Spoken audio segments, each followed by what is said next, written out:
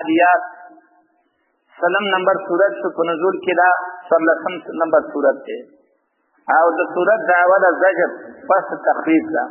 الله فرمای د جاهلیت په دور کې دا سیوا چې د خلکو په مخ کې به من کې به دشمنیانې فتنې وي، د هغوی ترمنځ به جنګونه وو، همیشه به د دوی اسونه، همیشه به د دوی اوښان دا تیار ولاړو د جنګ لپاره او د یو بل په خلاف استعمالول. همدارنګه د اسلام نه بعد مسلمانانو اسونه او اوښان دا ساتلي وو د جنګ لپاره، همیشه به په هغې باندې د ترتیب په حالت کې وو چې د کوم ځای نه به اواز کېږي همون به ذات هغې ته رسوو. نو الله رب العزت فرمایي چې ګوره دغه څاروی چې نه عقل لري او نه تا پیدا کړی دی، صرف خوراک ورکوي او خوراک هم څه شی ورکوي؟ بوس. لیکن چې کله ته قمنده ورکړي نو هغه یو سکند انتظار نه کوي او د خولې نه اواز وباسي، هڅېږي، د خپو نه اور وباسي، د دشمن په منځ ورنوځي، د دې سوچ و سرزش ته چې یا به لاله خپې ووایي، یا به لاله غوږ ووایي، یا به لاله شونډک ووایي، یا به لاله ورمېږ ووایي، یا به لاله باندې خېټې ګزار وکړي، خو تا ورته ویل چې ورځه نو هغه ور روان دی. ښه و انسانه تا له ما دومره بهترین خوراک درکړی او ته مې په ډېر ښایسته شکل کې پیدا کړی، همدارنګه صرف خوراک نه در کوم ستا پیدایش ما کړی. نو ته د اس نه هم خوشې شوې، ته د اوښ نه هم خوشې شوې، ته د نورو حیواناتو نه هم بېکاره شوې چې زه درته یم چې ورځه او ته شاته زور کړې. ولې؟ نو الله په دې باندې زوره نه ورکوي، زجر وکړي انسانانو ته چې ستا د لاس اس چې نه دې پیدا کړی دی نه دې لوی کړی دی، پیدا کړی ما دی لوی کړی ما دی، صرف تا وله ګیا ورکړې ده. نن هغه ستا قمنده مني، ستا هر امر منل ته تیار دی، که تی دشمن په دې منځ ورنه باسي تا ته نه و چې زه نه ځمه، خو یې ته ور روان دی، په خولې اواز وباسي، د خپو نه اور وباسي، ګرد و غبار یې جوړ کړی دی، دونه سپیډ کې روان دی. هغه خو ستا خبره مني او ته سره د عقل نه زما خبره نه مني، ته سره د عقل نه قربانۍ ته نه تیارېږي، نو ته په کوم شي باندې مطمئن یې چې ته به د جنت حقدار وګرځې؟ بسم الله الرحمن الرحیم، خاص په نوم د الله باندې چې عام مهربان دی، مهرباني ورسره لازمه ده. شروع کوو موږ والعادیات ضبحا، قسم مې دي په منډه وهونکو اسونو چې حنېږي او خصوصا چې کله په خوله کې قیضه پرته وي، واګې کې پرتې وي، نو دې وخت چې منډه ورکوي دا داسې واجبه اواز وباسي چې ته ورته حیران شي. منډه هم وایي، د خولې نه اواز هم وباسي، ته نه منډه وایي نه دعوت چلوي. نو ته ووایه ته د هغه اس نه خوښې نه شوې، ته د هغې اوښ نه خوښې نه شوې. که دا عادیت صفت شي د اسونو بیا د ذبح معنا ده هناره اواز ایستل، او که عادیت صفت شي د اوښانو بیا د ذبح معنا ده اوږدونکي د خپلو غړۍ وو، دا ورمېږونه د چې اوږده کړي. تاسو به دا اوښان نه لیدلي، دا چې کله روانې نو ځینې وخت کې خو دا سر داسې نیولی، خو ځینې وخت کې دومره یې اوږد کړي، نو د منډې په وخت کې دا سر یې بیا داسې اوږد کړی، هغه بیا داسې نه نیسي بلکې په منډه باندې خلاص وي. نو الله فرمایي زما د په هغه اوښانو قسم وي چې منډه وهونکي دي په اوږدولو د ورمېږونو باندې، ورمېږ یې اوږد کړی دی او په دغه ورمېږ باندې چې ګزار کې خطا کېږي چې نه خامخا پرې لګي.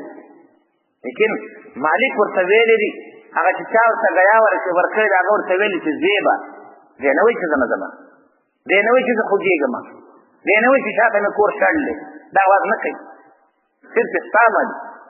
تا ته چې حکم وشي کله یو بانه کله بله بانه کله بله بانه، تا څه وکړه؟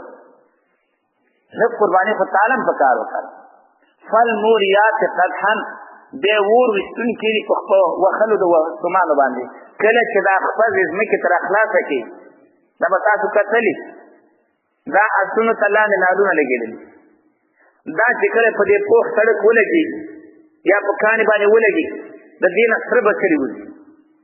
نو الله فرمایي بیا اور ویستونکي دي په خپلو وهلو سره. فالمغیرات صبحا، بیا لوټ مار جوړونکي دي، معنی حمله کوونکي دي، صبحا په وخت سبا کې، شپه منډه والده ساري لا غځې ته رسېدلی دی. اوس دا نه وایي چې زه دمه کومه، همداسې تور روان دی. څه د دمو نه وروسته به ته نه تیارېږي. نو اوس څه ښه شولې چې هغه هڅه اوږده نه ښه شو، هغه تا نه ډېر غوره دي، هغه تا نه ډېر بهتره دي. او حدیث کې هم دا راځي بهترین شهید کوم یو دی چې هغه هم د منځه لاړ شي او سورلي هم د منځه لاړه شي، دیم ختم شي او سورلي هم ختمه شي. دا بهترین مجاهد، دا بهترین شهید دی، دا د الله په دربار کې د ټول نه وتلی شهید دی. یا تصوره کم څنګه منډه وي، څومره ځان په عذاب صرف ګیا وله ورکوي، ته مې پیدا هم کړې لیم کړې، عزت هم دله درکړه، امکانات هم ته پیدا کړه، اوس هم شاته ګوري. فاثرنا نو راوچت کړي به په هغې سره نقعا ګردونه، فوسطن به جمعا نو نوځي په هغې کې په ډله دشمن کې د دغې ګردونو سره د دې حالاتو چې مخکې بیان شو د دې سره د دې دشمن په دې منځ کې ورنوځي. ان الانسان لربه لکنود، دا ټول حالت د دې ګواه دی چې یقینا انسان د خپل رب د نهایت ناشکره، کنود نهایت ناشکره. دا د اس نم خوشي، دا د اوښ نم خوشي، دا د قچر نم خوشي. دې قچرو چې څه په دې دور د جهاد کې وکړل چا نه پټ نه دي، هېڅ یې ونه کتل، بمبار شولې ولګېدلې، خو یو قچر هم داسې ونه وه چې هغه مالک ته جواب ورکړه چې زه نه کوم، بمبار دی. او انسان معمولي تکلیف یې مخې ته راشي، بیا کله یو بانه کوي کله بله بانه کوي. نو ان الانسان لربه لکنود، یقینا انسان د خپل رب له نهایت ناشکره. وانه علی ذلک لشهید، شهید یو معنا گواه دی او بل په معنا د بخیل نه، دا شهید خپله معنا باندې. وانه علی ذلک لشهید، او یقینا دا انسان په دې ناشکرۍ باندې گواه دی. وانه لحب الخیر لشدید، شدید دو معنی دي، یو شدید په معنا د سخت باندې او بل شدید په معنا د بخیل باندې. نو بیا معنا ته ګورئ، وانه لحب الخیر، او یقینا دا انسان د وجې د محبت د مال نه لشدید ډېر سخت دی، د محبت د مال د وجې نه د انتهایي سخت دی. او دویم دا انسان د وجې د محبت د مال نه لشدید نهایتي بخیل دی. اوس دې مال کې خیر ویو، حالا چې هغه مال چې هغه سبب د واپس کېدو وي، سبب د سستۍ وي په دین کې، دا خو خیر نه دی. الله څنګه ورته خیر وایي؟ دا خیر د ده په ګمان کې دی چې بخل پرې کوي، د ده ګمان څه دی چې دې کې زما خیر دی. دی چې په دې مال باندې سختي کوي، د ده ګمان څه دی چې دې کې زما خیر دی. نو دا خیر چې ورته ویلی دی په ګمان د دې بنده کې. افلا یعلم اذا بعثر ما فی القبور، آیا نه دی خبر دا انسان کله چې راپورته کړی شي هغه څوک چې په قبرونو کې، وحصل ما فی الصدور، او ښکاره به کړی شي هغه څه چې په سینو کې دي.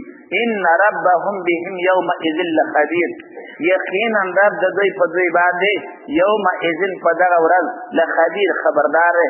تفسیر قرطبي لیکلی دی چې الله رب العزت په ده باندې خبردار دی په دې ورځ باندې هم په نور ورځو هم، لیکن د دې مقصد دا یومئذ چې ورته ویل دي معنا دا ده چې دلته به د خپل عمل جزا پوره ورکول کېږي، ځکه الله پې خبر دی. نور د دې دا معنا نه چې نور اوقاتو کې پې نه دی خبر، عالم پې اوس هم دی بیا هم دی مخکې هم و، لیکن دا خبره صرف د دې لپاره کړله چې تا ته به ستا د عمل پوره سزا او جزا درکول کېږي.